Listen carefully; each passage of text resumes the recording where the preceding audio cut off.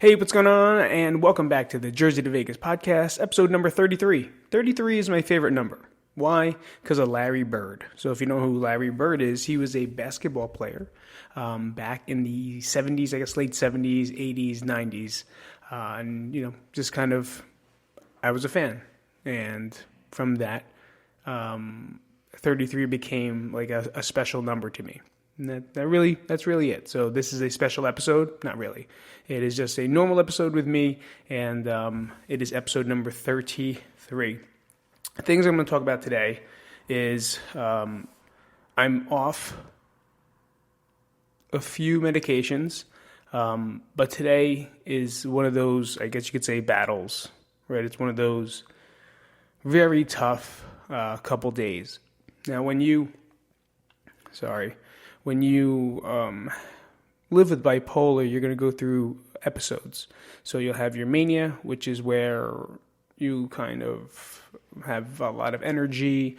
You kind of do crazy things. You could take big chances, gamble, a lot of that. And that's what a lot of the medication that I take is to control. It's to control the manias. So you don't do anything extravagant or crazy or big to really harm yourself, which is kind of what it is. But what you don't get is the depression stage. So after mania comes depression. And depression is hard because the medication isn't for that, right? It's not going to control depression. This is where you have to put the work in. And with therapy and with coping skills, you have to fight the urges of feeling depressed and not what they would call willful, right? Being willful is like not wanting to do something. Like you're being willful, like I don't want to do this, even though you know you should. So you're being willful in that. Whereas one of the skills that I'm trying to use, especially today, is being willing, right? Willing and opposite action. So opposite action is pretty much what it sounds like, right? You're going to do opposite of what it is you're feeling. So today, I usually go to jiu-jitsu in the morning. I usually do a bunch of stuff on a Monday. I don't even want to get out of bed. Like, I don't want to do anything. I have no drive to do anything productive. So what my goal is to be productive. I already missed class because I made every excuse not to go. Right, I didn't want Sage on the phone. My thumbs hurt. My energy level's low. I didn't eat. A bunch of garbage that I fed myself in order to not go. So I already didn't go. And now to do this podcast, I didn't want to do it. I didn't want to fucking do it. I don't.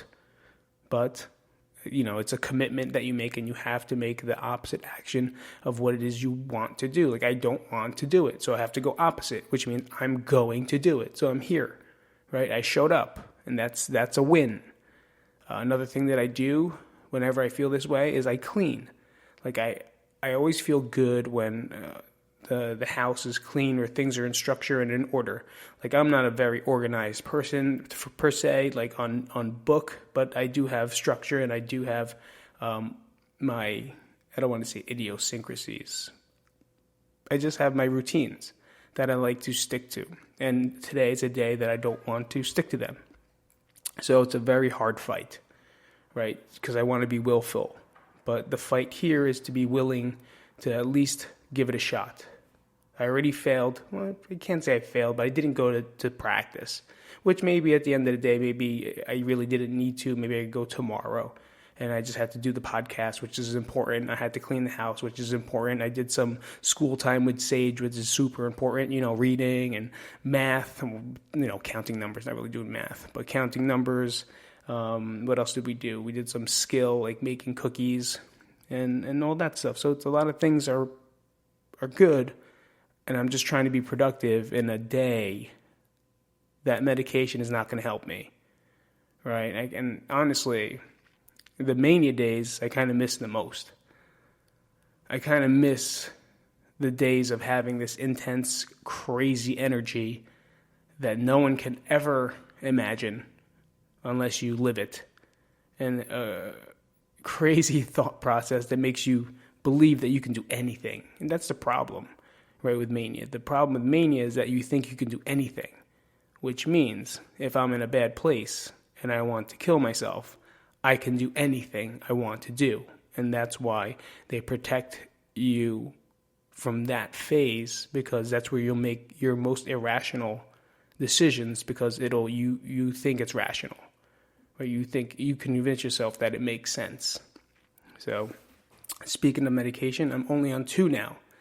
So after the last episode, I believe with Danny, I was talking about medication. I had tons of side effects. Like, it's crazy how this medication just bothers me and how it just beats me up, right? It beats the living shit out of me. And it's supposed to be good for me. It's supposed to help me, right? It's supposed to, they could give me any diagnoses in the planet, and they always have a medicine to kind of counteract that one. But on top of that, they want to give you another medication to counteract the side effects. So if I have side effects, and instead of finding a way around it, they'll just give me another medication to kind of calm those side effects. So now I'm on 6. Right? It doesn't make sense to me. It doesn't make sense. But I'm happy to say that I'm on 2. I'm on my main one, lithium, that controls the mania, and they've been trying to take me off it. But for some reason, this one works the best for me. Right? It works best. It's very damaging. It's not going to be, hopefully not long term, because it is poison. Right? It's not a good one. But right now, it's helping. And then the other one's Wellbutrin, which is, I don't know what the fuck it is, actually. I just take it in the morning because they told me to. So I take that one. But they eliminated all the other ones that were taken at night. And with that, I feel a lot better. You know, being able to just have those 2 and have to worry about those 2 things is a lot easier than it is to just be on tons of medications that you really have no fucking idea what they're doing. Like, you have no idea what they're feeding you. And I kind of got sick of it. And the first couple of days were hard. Like, I did not sleep. I didn't sleep for 4 days. No way. There's no sleep. I didn't understand what was going on. I was getting withdrawal symptoms, I guess, from taking off the medication. I'm not sure. But it was like 3-4 days of 0 sleep, which beats you up. When you do not sleep, or when I do not sleep, I'm a mess. You know, it's a very important hidden factor. And a lot of people that don't sleep, okay, so if we could talk about this in nutrition and losing weight, when I'm doing people's nutritional guidance, right? I'm not a fucking nutritionist. Nutritional guidance, which I do. So if you guys need help, let me know.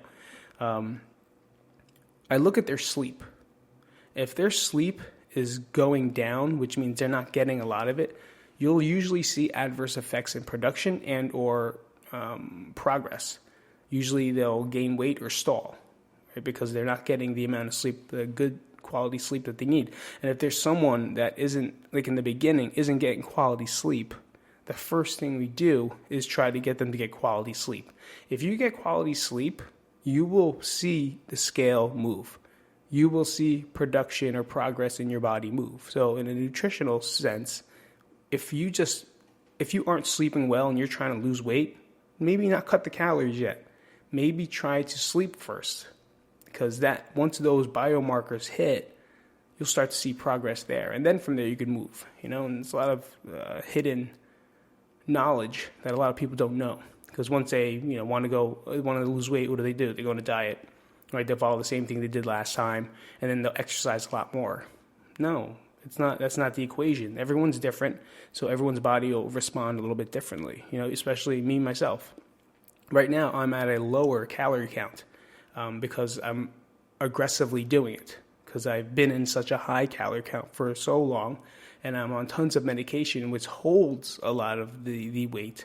So I'm actually in a deficit. But what's happening, I know the side effects of this one, I'm going to lose a lot of muscle mass. Like, I'm going to lose my strength. And that's something right now I have to sacrifice. You know, I'm going to sacrifice those 2 things because I feel weak. All right? I definitely feel weak. Not in the gym and kind of with people right now, because I'm just in a lower calorie count than I'm used to. And it's not going to be long. I'm only going to put this in for a 3-4 week cycle, and then I'm going to go back up. So, you know, everything is played around with. It's not going to be forever. But right now, it's just here to kind of make the markers move.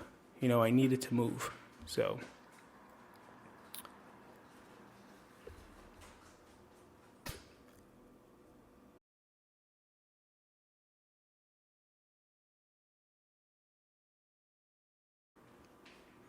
I really need the markers to move. You know what I mean? Markers meaning my weight. I need to go down because I know that if I'm going to compete, which is the future goal of this, is to compete. Like I want to fight someone. Like I want to compete against someone. I want to win or lose. You know, I want to be scared. I want to shit my pants. Like I want to feel that way. And I know that if I weigh 180, the guys I'm going to go against are going to be like 6'5", and I'm 5'4". It's not gonna be a fun time. It's not really. You really don't get lucky that you're gonna get someone your size at 185. It's not gonna work out. So I'm finally down near there. One day after practice, I weighed myself and I got down to 182. But I started getting crazy because you know me and my wonderful mind with calories and weight. I started thinking, okay, I won't eat for the rest of the day and I'll hold it at 182, and then by tomorrow I'll be 181, and then I could break 170 by extra. You know what I mean? I started going down the road of the wrong way to do things. So there, I was willing to sacrifice my health in order to reach a number, but I had to pull back and think opposite of what it is I was thinking. And don't be afraid to go back up, right? Because it's not going to be forever because I'm still on the right track. So my weight's going to fluctuate from like 182 to 190. You know, it depends on the day. It depends on what I eat. It depends on how I sleep. It depends on the stress levels. But as long as I'm within the range, then I know it's still there. So my goal here, I started losing weight pretty fast. So I'm trying to make sure that I don't lose it too much because I know a lot of that's going to be muscle mass, and I don't want to lose a lot of muscle. I do want to lose some because I know it's just something that you have to sacrifice in this realm. So when I feel this way, I like to read memes, like kind of Google things where you kind of feel like someone understands. So let me read one. Hold on. It's kind of why I do miss Instagram in its ways, because you find so many memes. So this one is from How Mental. It says, it takes courage to say yes to rest and play in a culture where exhaustion is seen as a status symbol. Like, that's fucking... Let me read it again, okay? It takes courage to say yes to rest and play in a culture where exhaustion is seen as a status symbol. If you guys don't understand what that means, it's like everyone now is all about the grind. Right? It's all about work hard, reap your benefits, no days off, that type of attitude. And that's everybody, you know, versus it's something that I'll tell you right now, I've lived my life that way. I've tried, right? And I always thought that I don't need rest and I don't need breaks. But, you know, sometimes the people that you listen to and the people that you read and the memes, they're not doing what it is they're posting, right? They're taking days off to post that meme that says don't take days off. While they're laying down in bed depressed, they're writing down, I never take off, I don't do things. You know what I mean? You can't believe everything, but you do have to understand that you have to read your body. You have to read the way you do things.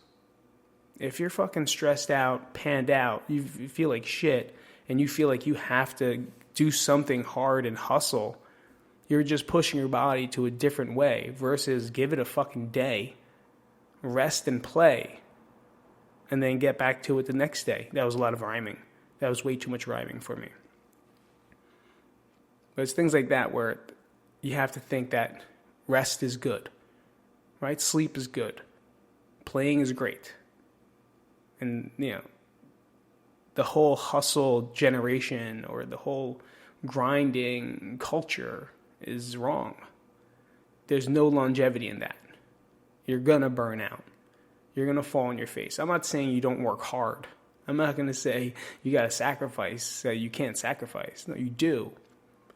But read your body. Understand the difference between pushing through something and pushing in the wrong way. Big difference. Let me see. Is there another one here that I read? Let's see this one. This one is Bipolar Disorder, What People Say. Ha ha ha, you're so moody. It's like you're bipolar. That's what people say. What's really like is You emptied your bank account to buy expensive boots last week and didn't sleep for 3 days. Yup, I've been severely depressed because I can't stop thinking about the time I was mean to a lunch lady 8 years ago. So with this cartoon, people think that bipolar disorder is just like, oh, one day he's good and then one day he's bad. I'm not in a good mood. What that cartoon just showed, which if you're on YouTube, I'll hopefully put it up there. I'll try to put it up there. It showed the mania, right? Where you'll empty out your bank account or spend money you do not have in order to create something that you think in your head will work, right? You think it'll work. So you'll empty it out with not even, you'll be convinced that it's going to work. And it might.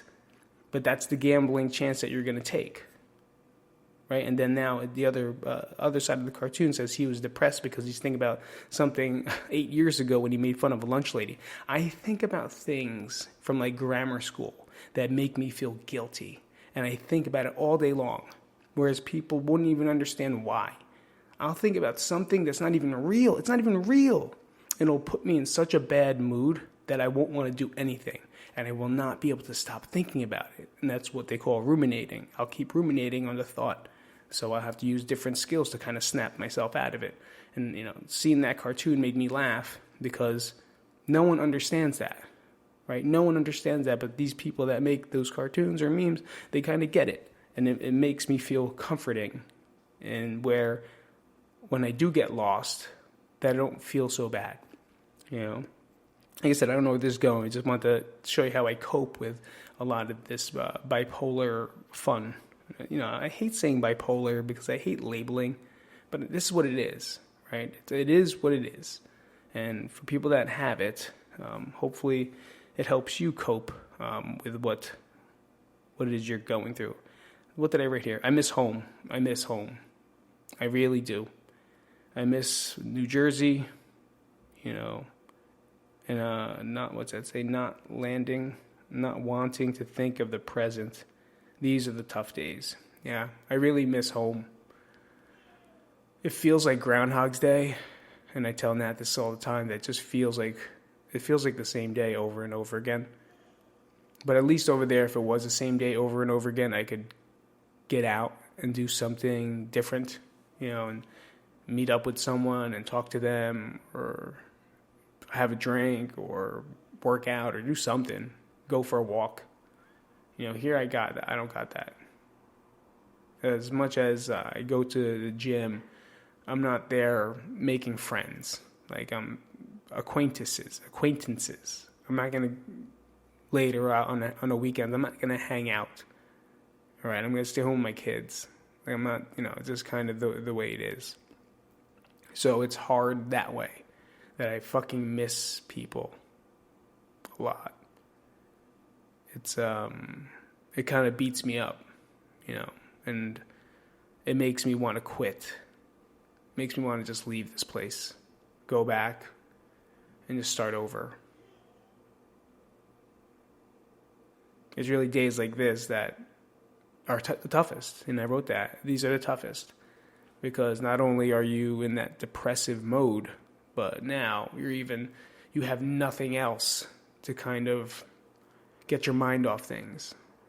I'm on the same boat right now. Right now, me and Sage all day, pick up Phoenix, pick up Nat, same routine. And it's like, if the weekends, I wake up early, so it's the same routine over and over and over again. And then when we're done, it's not like I'm going to go somewhere or I'm going to hang out. I'm not going to go to a birthday party, or someone's having a get together with friends. I don't have that. And that's the shit that I miss. You can only walk the dog so many times in one day on the weekends. I think I walk the dogs like 4 times because I have nothing else to do. And then when it's time to do something with the kids, the only thing we do is go to the park. I hate the fucking park. I fucking hate the park. I literally hate kids' parks. I hate them. I hate the kids. I hate people. I hate it. I hate being there. and my ass gets tight because they walk up the ladder the wrong way, and I feel like they're going to fall and break their face. I am so sensitive and paranoid. Now, I don't sit there and like look like a douchebag. Maybe I do, actually. Maybe I do, but I hate public things. Fucking what happened to me? I don't know. I don't know what it is. It's almost like I become introverted extrovert. Like I'm extroverted if you're within my my crew, but outside I don't want to talk to anybody. You know, I got boogers.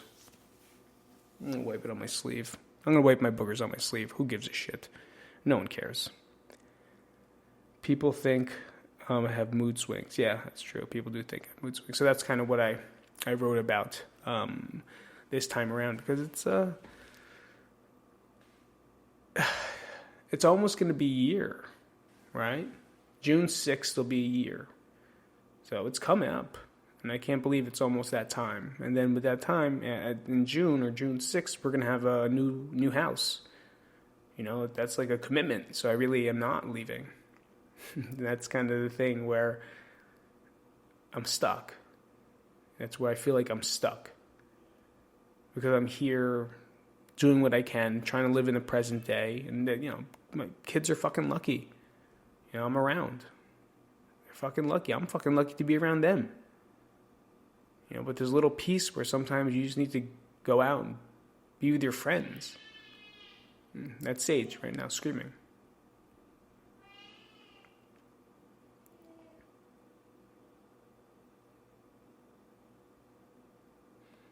There's times where you just want to go out and be with your friends. I don't got any. I don't have any. You know, the only ones I have are on FaceTime and text message, which I fucking hate text messaging anyway. Not really a fan. You know, I'm a talk on the phone guy. You know, Nat always yelled at me for that, because when we first started dating, I was the first guy that would call her and talk on the phone. Because like I don't want to text message. I'll give you one word text and that's it. If not, I'm going to talk text because I don't want to do it. Or I'll wait like 3 days until I text message you because I really don't want to text and type. So it's easier for me to talk than it is to type. But a lot of people don't want to talk no more. And sometimes I don't either. But I don't know. Let me take a quick break. I'll be right back. Like I said in the past couple ones, I feel good, right? I feel good. I felt good. I feel better, but I just feel lost. You know, I still feel lost. I still feel lonely. I feel tired all the time. But it's just something that I have to fight through, and everyone else has their fight. You know, your fight might not be what I'm going through, but there's some shit that you're going through too that you gotta fucking fight. You know, you gotta fucking get through it. It's boring, and it's mundane, and it's fucking redundant, and it's stupid. But we gotta go through it. And I understand that.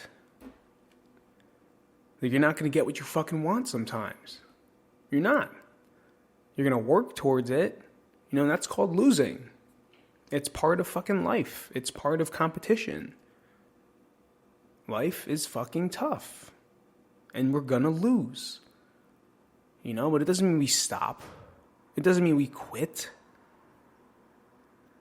Trust me, I wanted to quit. Last year I wanted to quit. I wanted this shit over with. That day's coming up soon. I want it fucking over with. I realized that was a big mistake. And I'm lucky and I'm happy that I didn't do anything. I think about the hospital every day of my life. The way I felt in there, how hopeless I felt in there, how almost I felt like I was never going to come back home because maybe they thought I was crazy. You know, a lot of things add up when you start thinking that way. But I do know it's tough. And whatever it is you're going through, you got to kind of ride the wave. Because even if it's at the peak, it's going to be hard. It's going to be at its hardest peak. Right? The most dangerous. It's going to swell down. It's not going to stay up that long. But these are the days that we got to be strong and find different ways to cope, to hang on, to be strong.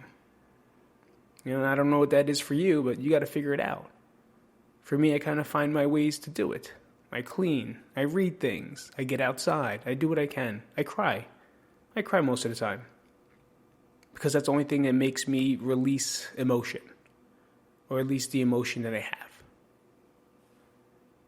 And then on the other days when I feel good, I'm up. And I get out. And I'll exercise. And I'll do other things. So the days are different versus what it is. So that's definitely the message for you guys today that are listening is that what is it that's being the hardest on your life right now? What is it that's fucking weighing you down, keeping you up at night? It's the things that keep you up at night that you have to attack it. Right? You have to go full force into it. There's something in there that's bothering you. There's something in there that's annoying you. And you have to confront it. You have to take it full force. And it's going to be hard. And you might not win. And it might not be good. But letting it sit in your head and just letting it weigh you down is way worse than whatever it is you're thinking that's going to happen. Way worse. So with that said, that's the message for you guys today. I got this. So pretty psyched about it. It came out really good. Let me read this one. Let me read this. That said, fuck. That was good. Letter to Nat. Happy New Year. How are we not good enough? Sorry if you felt that way. Never meant to hurt you. So yeah, I'm just reading from it. It'll be out soon. Okay, I have this. I approved it. So now I went back to them. And now that's on them to give me, I think, a big printout to get a bunch of them out on, I don't know what they do. So I just let them do whatever it is they got to fucking do. And then the pre-sale copies will be out. And then I'll start mailing those out and writing them once I get the copies in. So if you guys haven't, definitely let me know. You could Venmo me if you want a copy of the I Am Not Okay book. And I'll personally give you a message. And I'll sign it. And then I'll mail it out to you. So that's how it's going to go. All right, guys. Thank you so much for coming out today. Thanks so much for listening, and we'll talk to you guys next week. This is Pete from the Jersey to Vegas podcast, episode number 33, Lucky 33, and I'll talk to you guys later. Peace out, everybody.